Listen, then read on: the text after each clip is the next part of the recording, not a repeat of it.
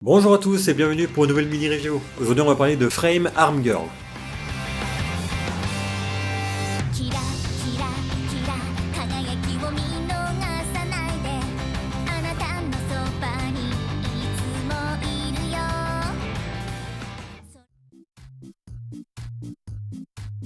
Frame Arm Girl est un animé d'action animé par le studio A-Cat et Zex.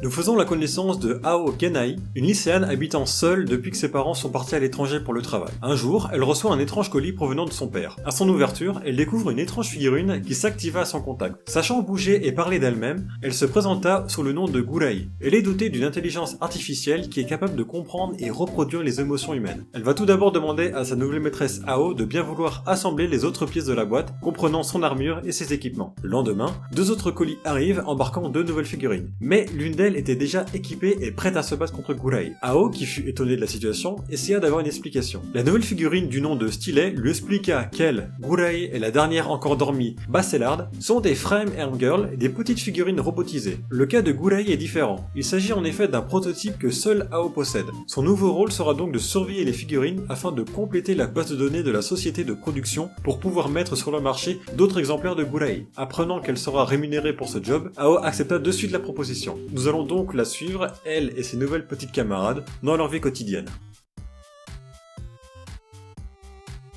Bon, on va pas se mentir, cet animé est plutôt une énorme publicité pour les figurines en question. Mais bon, passons, ce n'est ni les premiers ni les derniers à le faire. Pour en revenir à l'animé par contre, j'ai pas grand chose à dire dessus. Ao est le genre de fille dynamique mais feignante sur les bords, un peu tête en l'air, préférence la couler douce que de travailler. Par contre, quand il y a du fric à gagner, là elle se réveille. Pour les figurines, elles ont la particularité d'être animées dans une 3D pas trop dégueulasse, avec une animation plutôt fluide dans leurs mouvements du quotidien, ainsi que dans les combats. Et c'est une bonne transition pour en parler. On a tous eu un moment de notre jeunesse, l'imagination débordante lorsqu'on s'amusait avec nos jouets. Bah là c'est pareil, sauf qu'elle bouge toute seule. C'est un peu le Toy Story à la sauce japonaise quoi. On peut aussi le voir comme un tuto pour le montage de figurines, en expliquant par étapes le déroulement de celui-ci, saupoudré de quelques petites astuces. Donc un animé sympathique si on aime le genre, mais qui risque de ne pas trop casser la baraque niveau scénario.